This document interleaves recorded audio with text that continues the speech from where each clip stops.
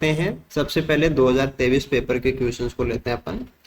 तो यहाँ पे जो अपना पहला क्वेश्चन है इसकी बात करते हैं अपन कि name the sequence which allows resident protein to retain in ER lumen.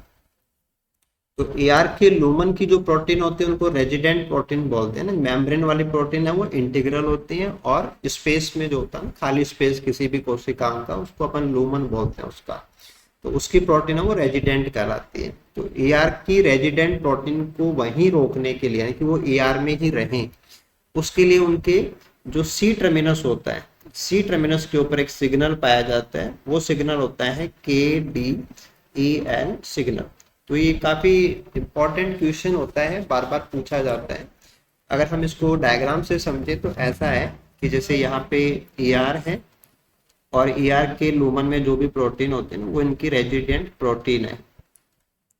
तो रेजिडेंट प्रोटीन के ऊपर ये सिग्नल होता है KDEL सिग्नल, तो उसकी वजह से वो यहाँ पे रिटेन होते हैं। कई बार क्या होता है कि गलती से ये प्रोटीन है वो मिस सॉर्ट होकर के सिस गोल्जी को चली जाती है। अगला कंपार्टमेंट सिस गोल्जी होता है, उसको ये गलती से चली जाती है, मिस सॉर्ट हो जाती है वहां पे ना, मिस सॉर्टेड।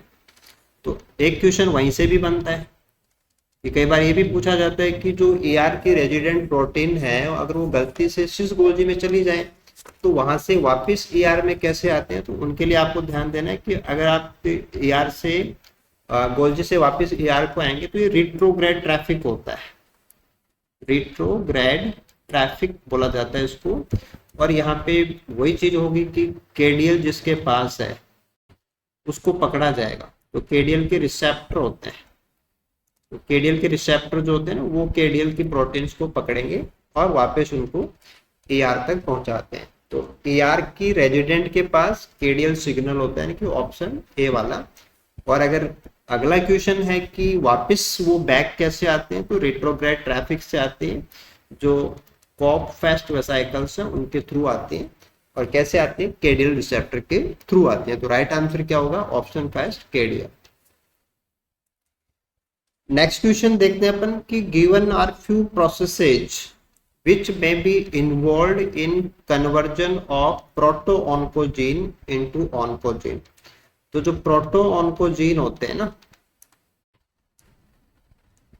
उनको रियल जो कैंसर कोजिंग जीन्स होते हैं ऑन्कोजीन्स, उनमें कन्वर्ट करने के लिए कौन से प्रोसेस वो काम करती हैं और कौन नहीं करता ना, which one is not appropriate. ठीक है, तो कोई भी जो इनएक्टिव है कैंसर कोजिंग जीन, उसके एक्टिव होने के पीछे क्या क्या चीजें हो सकती हैं वो सब देखनी है, और जो नहीं हो सकता वो आंसर होगा।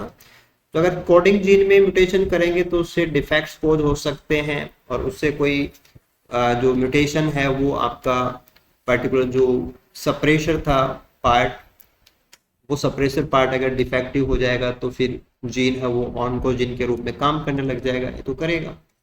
Mutation in non coding gene, क्योंकि नॉन कोडिंग जीन में अगर म्यूटेशन होगा तो उससे भी जो साइड बाय सीक्वेंसेज हैं, जो मैचुरेशंस होते हैं मारने के, वो सब प्रभावित हो सकते हैं, तो वो भी इसको प्रभावित कर सकता है।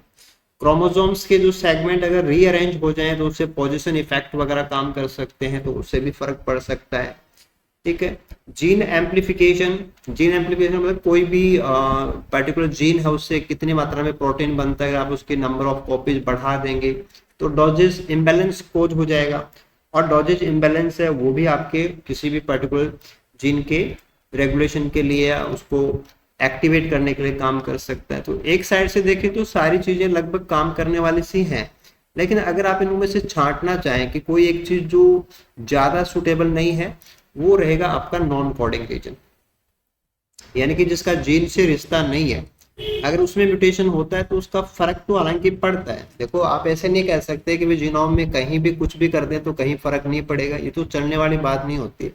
लेकिन ये सेट का स्टैंडर्ड है तो थोड़ा सा डायल्यूट लेके सोचना पड़ता है। तो आप ये कह सकते हैं कि रीअरेंजमेंट से फर्क पड़ेगा, कोडिंग रीजन से तो सीधा सीधा पड़ेगा, जीन की डोजेस अगर प्रभावित होंगी तो उससे भी ऐसा हो सकता है।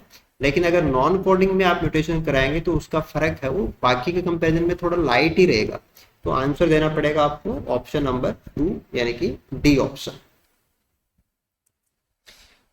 ये सिंपल सा क्वेश्चन था कि अगर सेल के पास जब एटीपी नहीं होता है, ग्लूकोज नहीं होता है, तो साइक्लिक एएमपी एक सेकेंडरी मैसेंजर के रूप में बनता है, ऐसे साइक्लिक जीएमपी बनता है।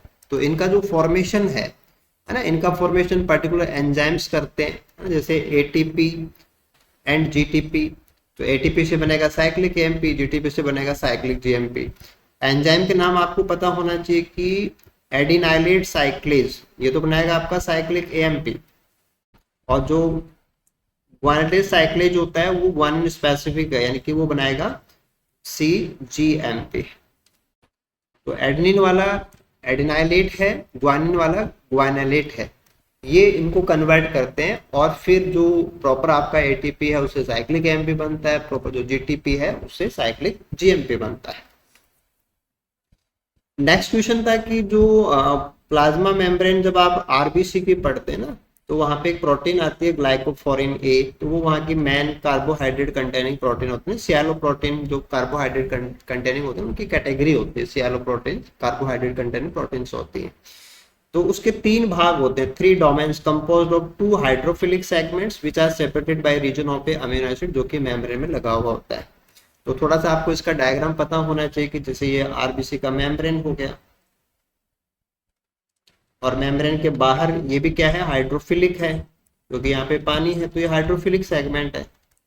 और ऐसा एक सेगमेंट अंदर की तरफ है, वो भी हाइड्रोफिलिक है। ठीक है, बाहर वाले सेगमेंट के ऊपर काफी सारे कार्बोहाइड्रेट चेन होती हैं, कम्युनिकेशन के काम आती हैं, सेल सेल कम्युनिकेशन इनिशिएट होता है, तो वो सब आपका एशियालो में आ गया, कम्युनिकेशन में आ गया, एंटीजेनिक प्रॉपर्टीज में आ गया।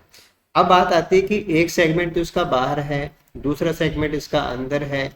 अब इसके बाद में एक सेगमेंट ऐसा है जो मेम्ब्रेन इन दोनों के बीच में, वो मेम्ब्रेन में लगा हुआ सेगमेंट है, और ये सेगमेंट हमेशा होता है अल्फा हेलिक्स के फॉर्म के अंदर। अब मेम्ब्रेन को पार करने के लिए जो अल्फा हेलिक्स होती है उसका जो कंपोजिशन है, अगर आप उसको सेल बायोलॉजी क्लास में आपने कहीं भी थोड़ा सा भी ध्यान दे के देखा है तो आपको पता चल जाएगा कि ये तकरीबन 20 से 22 अमीनो एसिड्स होते हैं। 20 से 22 अमीनो एसिड्स होते हैं, क्योंकि यहाँ पे 2 अमीनो एसिड के बीच की दूरी है वो 1.5 एंगस्ट्रॉन होती है। तो कोई भी अल्फा हेलिक्स या ट्रांसमेम्ब्रेन सेगमेंट या हाइड्रोफोबिक भाग जिसकी जो लेंथ है वो 20 से 22 अमीनो एसिड की हो, और अगर वो अल्फा हेलिक्स के रूप में हो, तो मेम्ब्रेन को एक बार स्पान कर सकता है।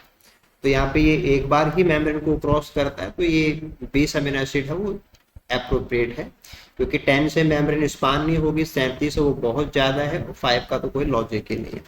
तो 20-22 अगर 19 भी होता तो भी चलता है, 21 होता तो भी चलता है। तो 20-22 अमीनो एसिड का लॉजिक क्या है, 1.5 एंगस्ट्रॉन, 2 अमीनो एसिड के बीच की दूरी होती है अगर हम अल्फा हेलिक्स के रूप में कोई भी ट्रांसमेम्ब्रेन सेगमेंट लेते हैं तो। और ग्लाइकोफोरिन में ये सेगमेंट है वो अल्फा हेलिक्स ही होता है। नेक्स्ट था कि tertiary structure is overall 3D structure of A globular protein. जैसे मान लो कि कोई भी ग्लोबुलर प्रोटीन है तो उसकी जो फाइनल कन्फर्मेशन आता है ना, वो उसका नेटिव कन्फर्मेशन हो गया 3D, and is produced by folding the helices and sheets, कि जो भी अल्फा हेलिक्स हैं, सीड्स हैं, वो सब इसमें फोल्ड होके बाद में इसको बनाते हैं, ठीक है ना, विथ ट्रंक्स एंड लूप्स, जो कुछ भी है, forming the folds. Among the following which one is primarily responsible, कि कौन सी चीज जिम्मेदार है फॉर द स्टेबलाइजेशन, कि जो स्ट्रक्चर बनी है ये स्टेबल रहे, इसके लिए कौन सी चीज जिम्मेदार है ग्लोबुलर प्रोटीन्स की टर्सरी स्ट्रक्चर के लिए। तो देखो वैसे तो क्या है, जैसे काफी सारे वीक इंट्रैक्शंस काम करते हैं, जैसे आप अल्फा हेलिक्स बोलेंगे, है ना, बीटा शीट बोलेंगे, तो वहाँ पे वीक इंट्रैक्शंस हैं अल्फा में, बीटा में, ठीक है। और जैसे आप कोवलेंट बॉन्ड्स की बात करते हैं तो वहाँ पे डाइसल्फाइड बॉन्ड्स आते हैं, वो भी जरूरी होते हैं। लेकिन बात ये आती है कि इन सारी चीजों में सबसे ज्यादा इंपॉर्टेंट क्या है, तो हर जगह पे आपको ये बताना होता है कि जब भी फोल्डिंग की शुरुआत होती है तो ये प्रोटीन राइबोसोम पे बनती है, वहां से निकलती है और पानी के संपर्क में आती है। तो वेरी फास्ट जो इनहेरेंट कॉन्स्ट्रेंट होता है किसी भी प्रोटीन के अंदर, जिसकी वजह से फोल्डिंग स्टार्ट होती है, फोल्डिंग कंप्लीट होती है, वो हाइड्रोफोबिक रिपल्शन के थ्रू कंट्रोल होती है। तो सबसे इंपॉर्टेंट चीज होती है वो हाइड्रोफोबिक रिपल्सन या हाइड्रोफोबिक इंट्रैक्शंस होती है, यानी कि कोई चीज पानी से किधर जाएगी उसके अकॉर्डिंग ही वो गुच्छा बनाती है। अब गुच्छे में चीजें पास पास आएंगी तब उनके बीच में कोई भी इंट्रैक्शन है, चाहे वो कोवलेंट वाली हो चाहे वो वीक वाली हो, बाद में काम करती है। तो इंपॉर्टेंट चीज क्या होती है, हाइड्रोफोबिक इंट्रैक्शंस होती है, रिपल्शंस होते हैं। ओके, नेक्स्ट क्वेश्चन था कि what is the hydrogen bonding pattern. Hydrogen bonding pattern क्या है अल्फा हेलिक्स में। तो सीधी सी बात है कि वहां पे एक पैटर्न होता है कि पहला अमीनो एसिड और पांचवा, है ना। जैसे ये पहला है R1 और ये पांचवा है, तो पहले और पांचवे का मतलब N और N+4, कि कोई भी अमीनो एसिड और उससे 4 अमीनो एसिड छोड़ के जो उसके बाद में पांचवा आएगा उनके बीच में हाइड्रोजन बॉन्डिंग होती है। ये इसका कार्बोनिल ग्रुप होता है CO और उसका NH ग्रुप होता है, उनके बीच में ये हाइड्रोजन बॉन्डिंग है, उससे अल्फा हेलिक्स वो स्टैब्लिश होती है। तो N and N+4 का पैटर्न होता है। ओके, ये था कि फॉलोइंग स्टेप्स हैं बीटा ऑक्सीडेशन को लेके। बीटा ऑक्सीडेशन का मतलब क्या होता है कि आपके पास जो फैटी एसिड चेन होती है ना, जो फैटी एसिड चेन होती है, आप उसके टुकड़े करते हैं और उसके टुकड़े करके आप उससे एसिटिल कोएंजाइम A बनाते हैं, ताकि बाद में वो TCA में जाके आपको ATP दे दे। ठीक है, तो फैटी एसिड से एसिटिल कोएंजाइम A के टुकड़े करना ये बार बार होता है, ये बीटा ऑक्सीडेशन के साइकिल्स होते हैं। तो जब आप बीटा ऑक्सीडेशन करते हैं तो किसी भी फैटी एसिड को चार्ज करना पड़ता है, उसके साथ आप कोएंजाइम A जोड़ते हैं तो वो चार्जिंग होती है। तो ये उसका स्टेप है कि उसमें होता है elongation cycle of fatty acid via ACP intermediate. तो एसिल कैरियर प्रोटीन जो होते हैं वो तो सिंथेसिस में काम आती हैं, जब फैटी एसिड को अपन बनाते हैं तो काम आती है, ये तो ब्रेकडाउन की बात होती है, तो यहाँ नहीं होगा। Conversion of acetyl coenzyme into melanin. तो मेलानिन का रोल भी कब होता है, जब अपन फैटी एसिड बनाते हैं तो आता है, क्योंकि वो बिल्डिंग ब्लॉक होता है, बार बार आपको दो कार्बन जोड़ने होते हैं, वो मेलानिन से जोड़े जाते हैं। तो जब आपको फैटी एसिड बनाना होता है तो हमें एससीपी चाहिए होता है, जो FAS का भाग होता है, फैटी एसिड सिंथेस का हिस्सा होता है, या अपन को मेलानिन बनाना होता है तो वो सिंथेसिस से जुड़े हुए हैं। Transport of fatty acid into mitochondria, yes, पहले अपन एक्टिवेशन करते हैं, सबसे पहले एक्टिवेशन होता है, उसके बाद में उसको ट्रांसपोर्ट करते हैं, यानी कि साइटोसोल से माइटोकॉन्ड्रिया के मैट्रिक्स में भेजते हैं। तो वहां पे कार्निटिन का कॉन्सेप्ट आता है और ना कार्निटिन ट्रांसफरेज जो प्रोटीन्स होते हैं उनका रोल आता है। तो ये बिल्कुल सही बात है कि बीटा ऑक्सीडेशन में पार्ट होता है। और फिर breakdown of fatty acid into mitochondrial matrix, yes, acetyl coenzyme में बनना ये माइटोकॉन्ड्रिया के मैट्रिक्स में होता है। तो नॉट इन्वॉल्व, तो आपके पास 2 और 3 ऐसे हैं जो सिंथेसिस वाले हैं, तो वो बीटा ऑक्सीडेशन में नहीं होंगे। ये था कि protein degradation is incomplete or fail to keep pace with the production of misfolded protein. The misfolded protein or its proteolytic fragment can accumulate either inside or outside of the cells in aggregates or filamentous plaques in body organ causing various disease. यानी कि कोई भी protein अगर गलत बनती है तो उसको हटा दिया जाता है, लेकिन अगर वो ना हटे तो वो इकट्ठा हो जाती है, और इकट्ठा होने पे कोई भी प्रॉब्लम्स है, हेल्थ इश्यूज वो जनरेट होते हैं। तो ये पूछ रहा है कि which of the following human disease is characterized by presence of such filamentous plaques. तो कौन सी ऐसी ह्यूमन प्रॉब्लम है, हेल्थ इश्यू है, जिसमें प्रोटीन्स के नहीं टूटने की वजह से फिलामेंटस प्लैक्स वो बनते हैं और उनसे दिक्कत होती है। तो ये एक्चुअल में क्या है कि जो हमारा पार्किंसन डिजीज होता है इसका मामला है, ये एक मेंटल रिटार्डेशन प्रॉब्लम होती है, और इसमें पर्टिकुलर जो प्रोटीन है उसका नाम होता है अल्फा सिंक्लिन, वो इकट्ठा हो जाती है, एक्यूमुलेट हो जाती है, क्योंकि उसका प्रॉपर जो डिग्रेडेशन है, प्रोटीनलाइटिक डिग्रेडेशन, वो नहीं हो रहा होता है। ठीक है, जो स्पॉन्डिलोलिटिस डिजीज है उसमें जो आपके स्पाइन के जॉइंट्स होते हैं ना, कि जो हमारी स्पाइन के जॉइंट्स होते हैं उनमें पेन होता है, तो उसका मेन कारण है वो या तो ऑटो इम्यून प्रॉब्लम होती है, या वो सूजन की वजह से होता है, इन्फ्लेमेशन की वजह से होता है। डाउन सिंड्रोम की बात करते हैं तो ये ट्राइसोमी 21 होता है ना, ये 21 क्रोमोसोम की एक एक्स्ट्रा कॉपी होती है, तो डेवलपमेंटल डिले होते हैं इससे। और एल्बिनिज्म के अंदर पर्टिकुलर जो मेलानिन पिगमेंट है वो नहीं बनता है, तो मेलानिन पिगमेंट बनाने वाला जो जीन है TYR उसमें म्यूटेशन होता है, तो मेलानिन पिगमेंट नहीं बनता है। तो प्रोटीन के नहीं टूटने से वो इकट्ठा हो जाए और उससे धागे जैसे प्लैक्स बने, वो प्रॉब्लम है, वो पार्किंसन प्रॉब्लम होती है, और जिसमें पर्टिकुलर प्रोटीन होती है वो अल्फा सिलिकोनिन प्रोटीन का ये इश्यू होता है। ओके, यहां तक कि what would the unfolding of regular secondary protein structure results into, यानी कि कोई भी सेकेंडरी स्ट्रक्चर है अगर आप उसको अनफोल्ड करोगे तो क्या होगा, तो डेफिनेटली क्या है कि कोई भी सेकेंडरी स्ट्रक्चर है वो एक अरेंजमेंट होता है ना। जैसे अल्फा हेलिक्स है, बीटा शीट है, तो वो क्या है, एक पैटर्न है, और स्टेबल पैटर्न है, अरेंजमेंट है।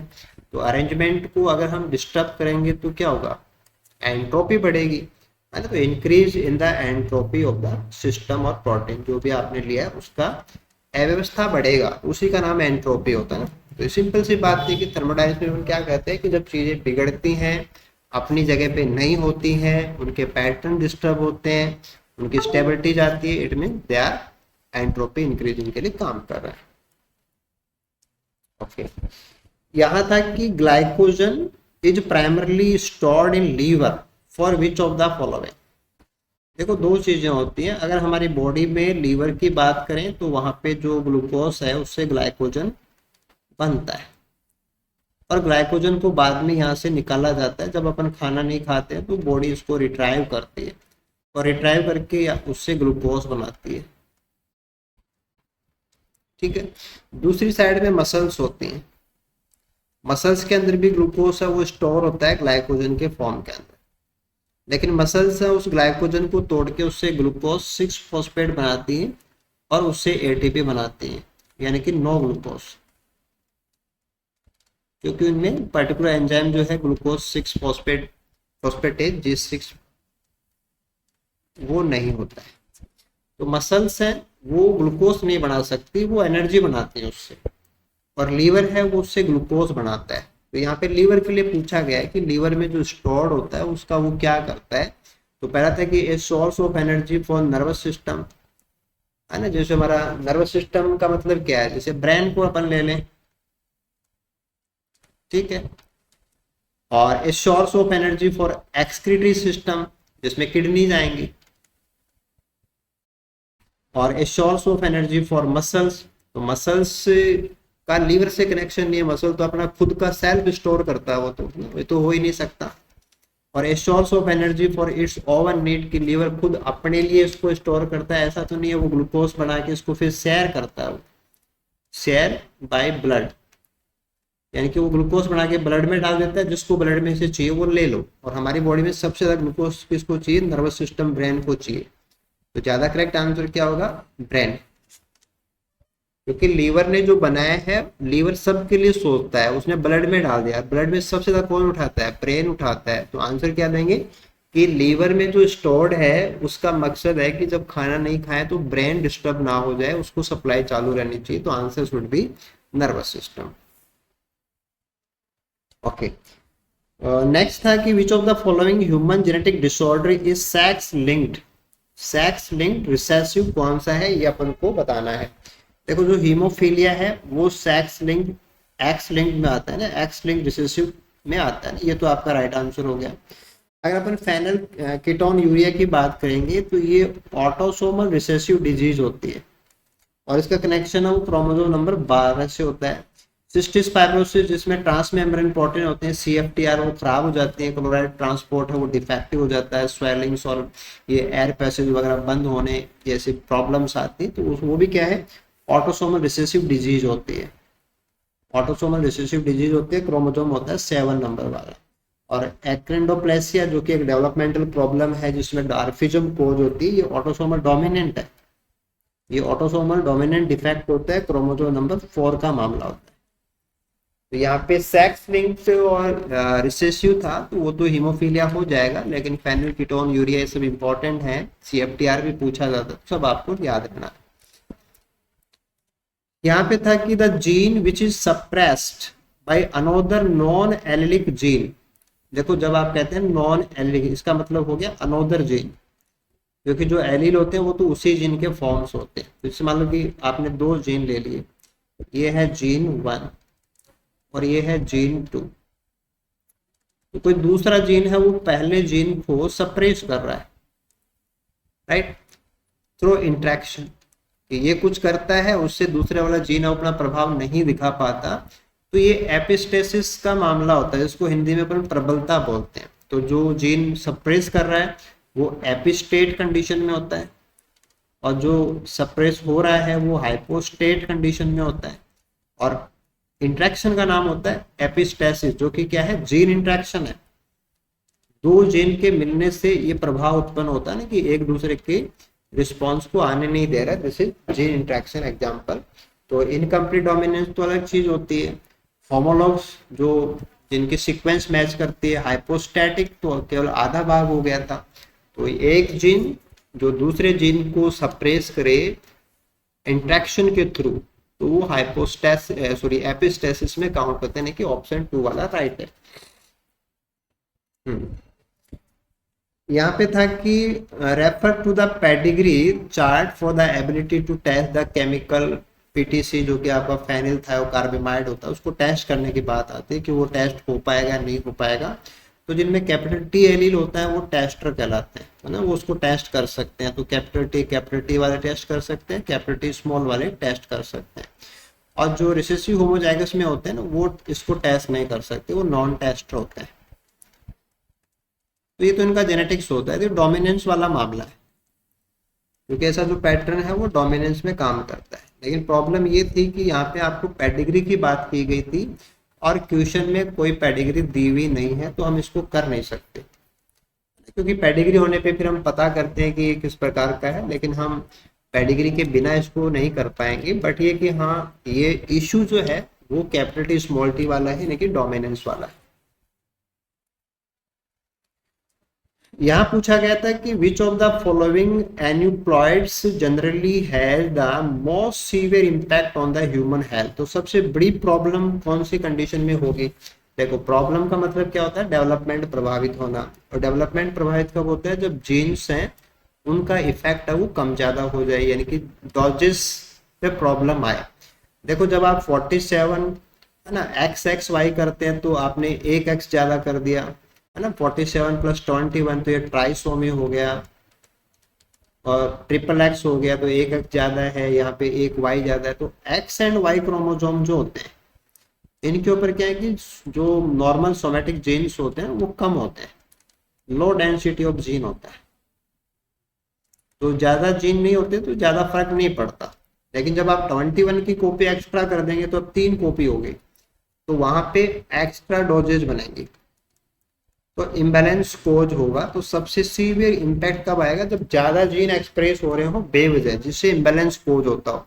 तो X Y and 21 number chromosome, अगर आप तीनों को कंपेयर करते हैं तो सबसे ज्यादा जीन हो 21 पे, तो ज्यादा फर्क है वो ऑप्शन बी में, जहां पे आपने ट्राइसोमी 21 लिया उसमें पड़ेगा।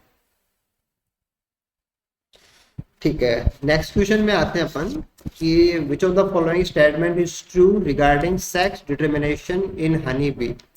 तो ये जो इंसेक्ट है ये सोशल इंसेक्ट होते हैं, छाता बना के रहते हैं, बहुत बड़ा छाता होता है, सेक्रीफाइस करते हैं, मेल फीमेल का इश्यू अलग अलग आता है। देखो, पहला ऑप्शन पढ़ते हैं कि both male and female are haploid. नहीं, फीमेल हैप्लॉइड नहीं होते, वो डिप्लॉइड होती है। Both male and female are diploid. No, male haploid होते हैं, बात गलत है, क्योंकि हैप्लोडिप्लॉइड सिस्टम पाया जाता है इनके अंदर। तो females are diploid having 32 chromosomes and males are haploid having 16 chromosome. ये बिल्कुल से सही बात है, मेल्स डिप्लॉइड नहीं होते हैं। तो हैप्लोडिप्लॉइड सिस्टम काम करता है, जो ड्रोन्स है मेल्स हैं वो हैप्लॉइड होते हैं, फीमेल्स हैं वो डिप्लॉइड होती है। देखिए, यहाँ पे अपन से पूछा गया था कि if HFR high frequency of recombinant जो सेल्स होते हैं ना, HFR का मतलब होता है कि जैसे मैन बैक्टीरिया का डीएनए है, उसके अंदर अगर आपका प्लाज्मिड वाला डीएनए भी जुड़ जाता है तो अपन उसको HFR बोलते हैं। जैसे ये तो आपका F+ भी हो गया और ये इसका मैन डीएनए हो गया। तो HFR सेल क्या होते हैं? इंटीग्रेटेड डीएनए वाला होता है, जिसमें प्लाज्मिड का डीएनए ऑलरेडी जुड़ा हुआ होता है, उसको HFR बोलते हैं। Stain is crossed with F-। अगर आप इसका क्रॉस F- से कराएंगे तो उसमें क्या होता है? प्लाज्मिड नहीं होता है, तो कंजुगेशन ट्यूब है HFR से बनेगी, F- से जुड़ेगी, कंजुगेशन होगा। तो होने के बाद में क्या होता है? आपने HFR लिया और इसके साथ में आपने F- को लिया, तो HFR से क्या होता है कि जैसे प्लाज्मिड है वो जाएगा, प्लाज्मिड के बाद में जीन जाएंगे। प्लाज्मिड आपने भेज दिया है ना, ये प्लाज्मिड चला गया, उसके बाद में जीन चले गए, और F- के अंदर पहले से उसके खुद के जीन्स हैं। जैसे मान लो कि ये म्यूटेशन वाला जीन है, ये ओरिजिनल जीन है, तो वो केवल एक्सचेंज होंगे, बाकी जो प्लाज्मिड का भाग गया है या दूसरे जीन गया वो सब डिग्रेड हो जाते हैं। तो HFR ही रहेगा, F- है वो F- ही रहेगा, बस उसमें जीन है वो नए जीन जा सकते हैं। तो ये पूछ रहा था कि what would be possible recombinants expected to be obtain. तो ऑलवेज HFR बनेगा क्या, रेयरली F प्लस हो सकता है, ऑलवेज F प्लस हो सकता है, ऑलवेज HFR हो सकता है। तो HFR तो है ही है, आपको आंसर देना है F माइनस के हिसाब से कि F माइनस का क्या हो सकता है। तो ज़्यादा से ज़्यादा F माइनस के अंदर कोई जीन है वो जाके एक्सचेंज किया जा सकता है और कुछ नहीं होगा, राइट। तो वो रेयरली F प्लस हो सकता है कि कभी कभार उसमें प्लाज्मिड वाला जीन रह गया, तो ये भले ही वो हो सकता है, ऑलवेज नहीं लगा सकते अपन, क्योंकि F बोलना प्लाज्मिड के लिए होता है। F का मतलब होता है प्लाज्मिड, फर्टिलिटी फैक्टर प्लाज्मिड। तो जीन प्लाज्मिड के पीछे जाते हैं, वो तो जाके लग सकते हैं। तो उससे तो क्या है कि पर्टिकुलर जो म्यूटेंट जीन है वो मतलब वाइल्ड जीन में कन्वर्ट हो गया, तो रिकॉम्बिनेशन हो गया। बट HFR हो जाएगा ये भी नहीं है ना, क्योंकि बाकी जीन है वो टूट जाते हैं, डिग्रेड हो जाते हैं। ऑलवेज HFR कोई मतलब नहीं है, राइट। तो आंसर में सबसे सटीक जो बैठेगा वो ऑप्शन बी बैठेगा कि कभी कभार इसमें रह सकता है, बाकी उसका कोई श्योरिटी नहीं है, क्योंकि ऐसा होता नहीं है, रेयर कंडीशन होती है। ठीक है, ये था कि which of the following represent the correct ratio for incomplete dominance. तो इनकम्प्लीट डोमिनेंस जैसे आप मिराबिलस जुलापा का लेते हैं ना, तो उसमें रेड है, उसका क्रॉस अपन व्हाइट से कराते हैं तो वहां पे पिंक बनते हैं। और जब अपन F2 में जाते हैं तो उसमें रेड भी बनते हैं, उसमें पिंक भी बनते हैं और उसमें व्हाइट भी बनते हैं। अच्छी बात क्या है कि वहाँ पे फिनोटाइप का रेशियो है वो भी 1:2:1 होता है, और जीनोटाइप का रेशियो वो भी 1:2:1 होता है। तो जो रेशियोज है, क्योंकि यहाँ पे फिनोटाइप जीनोटाइप कुछ बोला ही नहीं है तो क्वेश्चन वैसे ही इनकम्प्लीट है। और फिर यहाँ पे ऑप्शन जो दिए हैं उनके अंदर भी केवल 1 और 2 ये सब है, तो ये भी पॉसिबल नहीं है। अब इसको थोड़ा सा अगर जज किया जाए तो जैसे करेक्ट रेशियो, अब रेशियो में क्या है कि आप किसको लेंगे, फिनोटाइप को भी नहीं ले सकते अकेले को, जीनो को भी नहीं ले सकते। अगर आप ओनली फिनो को लेते हैं तो भी आपको 1:1 चाहिए, अगर आप जीनो को लेते हैं तो भी आपको 1:1 चाहिए, तो कहीं भी पॉसिबल नहीं है। तो रॉन्ग आंसर है, सॉरी रॉन्ग क्वेश्चन बनाया गया था, इनकम्प्लीट है, गलत है, 1:1 होना चाहिए। ठीक है, विच of the following is characteristic of climax community. Ecology का क्वेश्चन है। क्लाइमैक्स कम्युनिटी का मतलब जो बायोडाइवर्सिटी बहुत ज्यादा हो जाती है। तो ओपन मिनरल साइक्लिंग नहीं होती है, क्लोज होती है, क्योंकि स्टैंडिंग क्रॉप बहुत ज्यादा होती है, मोस्टली मिनरल्स वो बॉडी के अंदर स्टोर्ड होते हैं, इसलिए क्लोज सिस्टम होता है। स्पेसिफिक डाइवर्सिटी हाई होती है, लो नहीं होती है।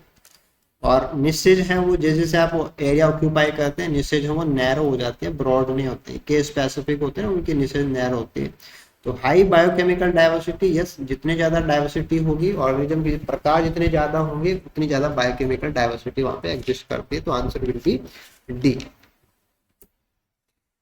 ये था कि inverted pyramid produced by host parasite system. तो इन्वर्टेड का मतलब हो गया ये वाला, this is inverted. Such can be observe in which of the following. तो जैसे अपन होस्ट पैरासाइट का लेते हैं तो उसमें जैसे इन्वर्टेड होता है, तो वैसा इन्वर्टेड और कब मिल सकता है आपको, तो pyramid of number and biomass, ये अपन को इन्वर्टेड मिल सकते हैं किसी भी सिस्टम में देखें तो अपन। बट नेवर फॉर एनर्जी, ये बिल्कुल सही बात है कि एनर्जी का पिरामिड हमेशा ही अपराइट होता है, वो नेवर फॉर ही आएगा इसके लिए। Pyramid of biomass and energy but never number, तो एनर्जी इसमें हो ही नहीं सकता है, एनर्जी का इन्वर्टेड कभी नहीं होता है। पिरामिड ऑफ एनर्जी नहीं हो सकता, ऑल काइंड नहीं हो सकता। तो फिर एक छोटा सा अगर कॉन्सेप्ट आपका क्लियर है कि बाकी सब के लिए तो हो सकता है लेकिन एनर्जी के लिए इन्वर्टेड नहीं हो सकता, इसलिए अपन इसको ऐसा ही बोलेंगे। तो आंसर क्या देंगे अपन, फर्स्ट ऑप्शन देंगे, pyramid of number and biomass can be inverted but energy का पिरामिड है वो कभी भी इन्वर्टेड नहीं हो सकता। ओके, ये था कि as per the competitive exclusion principle, जो कि गॉस का दिया हुआ प्रिंसिपल होता है, गॉस कम्पिटेटिव प्रिंसिपल, दो species can not continue to occupy the same area, कि वो साथ में को एग्जिस्ट नहीं कर सकती लंबे समय तक। तो कोई भी दो स्पीसीज लंबे समय तक एक साथ नहीं रह सकती, ये कम्पिटेटिव प्रिंसिपल जो कि गॉस का प्रिंसिपल वो आपको बताता है। तो ये किस चीज पे लागू होती है, टेरिटरी पे लागू होती है, निश पे होती है, हैबिटाट पे होती है, इकोटोन पे होती है। तो आंसर आएगा निश, कि कोई भी दो स्पीसीज सेम निश को लगातार लंबे समय तक ऑक्यूपाई नहीं कर सकती, क्योंकि ऐसा करने पे उनमें कंपटीशन होता है, और कोई भी दो स्पीसीज कंपटीशन में लगातार नहीं रह सकती क्योंकि एक स्पीसीज को हारना होता है। तो ये तो आपका क्वेश्चन था जिसमें आपको आंसर देना है निश। इसका आंसर रहेगा कि ये टेरिटरी हैबिटाट और इकोटोन की बजाय निश के ऊपर प्रभावी रूप से काम करता है। तो ये आपके कुछ क्वेश्चंस पहले वीडियो में आपने यहाँ पे देखे, और हमारे प्लेटफॉर्म के ऊपर आगे के क्वेश्चन भी आपको कंटिन्यूस डेली मोड पे ही मिलेंगे। तो आप चैनल पे लगातार बने रहिए, और हमारे यूट्यूब चैनल के ऊपर ये सारी क्लासेस अभी आ रही हैं, लगातार आ रही हैं। आपको कहीं भी किसी क्वेश्चन में डाउट है तो आप डेफिनेटली हमें वो कमेंट करके पूछ सकते हैं। Thank you so much watching के लिए, और आने वाली एग्जाम के लिए आप सभी को हमारी तरफ से गुड लक। बिजदा बायो पॉइंट के ऊपर सेट के लिए जो क्रैश कोर्स है, क्वेश्चन बेस्ड क्रैश कोर्स, वो भी अवेलेबल है, आप उसके लिए भी जा सकते हैं। CSIR नेट के लिए आप प्रिपेयर करना चाहते हैं तो उसके लिए भी हमारा दिसंबर का बैच है वो स्टार्ट है, आप उसके लिए भी जा सकते हैं। या इसके बाद के एग्जाम्स के लिए आपको जाना है, अगर आप बॉटनी, जूलॉजी, लाइफ साइंस किसी भी स्ट्रीम से आप कितना भी बड़ा टारगेट कर रहे हैं तो बिल्स क्लासेस सीकर आपका स्वागत करता है। और सेट के स्पेसिफिक PYQs को आपको डीपली समझना है तो लगातार इन वीडियोस को आप यूज़ कीजिए। Thank you so much, good luck.